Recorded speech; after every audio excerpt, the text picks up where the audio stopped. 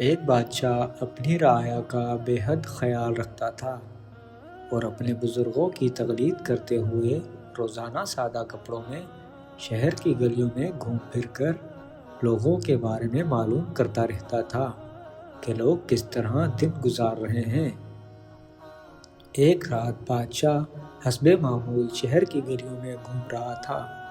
چلتے چلتے وہ جیل کے دروازے تک پہنچ گیا۔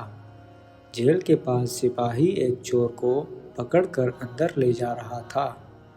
بادشاہ نے سوچا آج جیل کے اندر جا کر دیکھنا چاہیے کہ یہاں کیا ہوتا ہے۔ یہ سوچ کر بادشاہ جیل کے دروازے کے پاس پہنچ گیا۔ بادشاہ کو دیکھتے ہی سپاہیوں نے پہچان لیا اور تعظیم سے سر جھکا دیے۔ بادشاہ نے جب سپاہیوں کو بتایا کہ وہ جیل کا معائنہ کرنا چاہتا ہے تو سپاہی بادشاہ کو لے کر اندر چلے گئے۔ قیدیوں کو جب پتہ چلا کہ بادشاہ سلامت خود چل کر ان سے ملنے آئے ہیں تو وہ سب بادشاہ کے ارد گرد جمع ہو گئے۔ بادشاہ نے باری باری ان سے ان کے حالات پوچھے۔ بادشاہ نے ایک قیدی سے پوچھا، تمہیں کس جرم کی سزا ملی ہے؟ وہ آدمی کہنے لگا، بادشاہ سلامت، میں نے کوئی جرم نہیں کیا، میں بے گناہ ہوں، مجھے چوری کے الزام میں پکڑا گیا ہے، حالانکہ میں نے زندگی میں کبھی چوری نہیں کی۔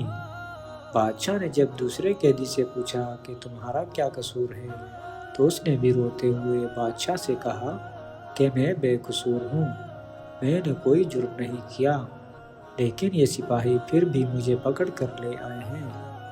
غرض جتنے بھی قیدی تھے سب ہی نے بادشاہ کو یہ یقین دلانے کی کوشش کی کہ وہ بے گناہ ہیں۔ بادشاہ سلامت سب کی باتیں سنتے رہے اور مسکراتے رہے۔ اتنے میں بادشاہ کی نظر ایک ایسے قیدی پر پڑی جو سر جھکائے الگ بیٹھا تھا۔ بادشاہ نے سپاہیوں سے کہا کہ اس آدمی کو ہمارے پاس لاؤ، یہ کیوں منہ چھپائے بیٹھا ہے؟ سپاہی جب اس آدمی کو بادشاہ کے پاس لائے تو بادشاہ نے پوچھا، اے نوجوان، کیا بات ہے؟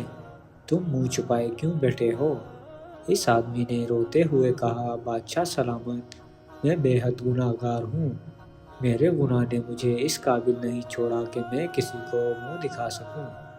بادشاہ نے کہا، ہمیں بتاؤ تو صحیح، تم نے کیا جرم کیا ہے؟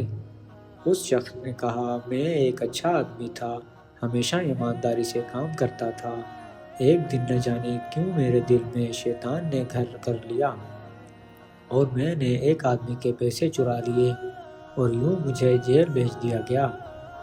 بادشاہ نے سوچتے ہوئے کہا، یہاں یہ سب بے گناہ ہیں سوائے تمہارے، صرف تم ہی ایک ایسے آدمی ہو جس نے اپنے آپ کو گناہ گار بتایا ہے، لہٰذا اتنے بے گناہ لوگوں میں ایک گناہ گار کو نہیں رکھنا چاہیے، میں تمہیں رہا کرتا ہوں۔ کچھ عرصہ بعد بادشاہ پھر جیل کا معائنہ کرنے آیا اور باری باری قیدیوں سے ملاقات کی۔ اس دفعہ ہر قیدی نے بادشاہ کو اپنے جرم کی تفصیل سنائی۔ بادشاہ نے یہ سننے کے بعد حکم جاری کیا کہ یہ لوگ واقعی گناہ گار ہیں، انہیں ابھی تک شرمندگی کا احساس نہیں، یہ بڑے فخر سے اپنے جرموں کی کہانی مزے لے لے کر سنا رہے ہیں، لہٰذا ان کی سزا اور بڑھا دی جائے۔ یہ سن کر وہ لوگ بے حد حیران ہوئے اور بادشاہ کے جانے کے بعد اس کے وزیر سے پوچھنے لگے کہ جب اس شخص نے اپنے گناہ کا اعتراف کیا تھا تو بادشاہ نے اسے چھوڑ دیا تھا، لیکن جب ہم نے گناہ کا اعتراف کیا ہے تو بادشاہ نے ہمیں اور سزا دی ہے، کیوں؟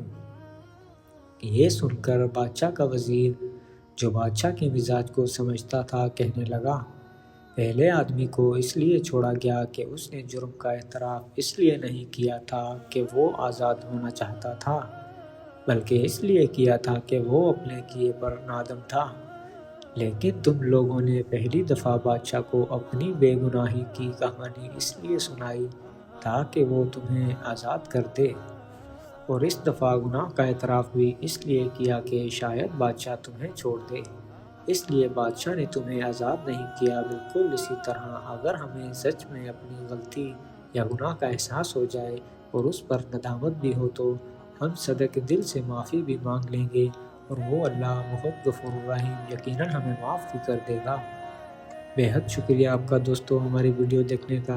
अल्लाह आपको अपने हिफ्ज़ व ईमान में रखे। हमारे चैनल्स को लाइक और सब्सक्राइब करना ना भूलिएगा। मिलते हैं एक नई वीडियो के साथ। वस्सलाम।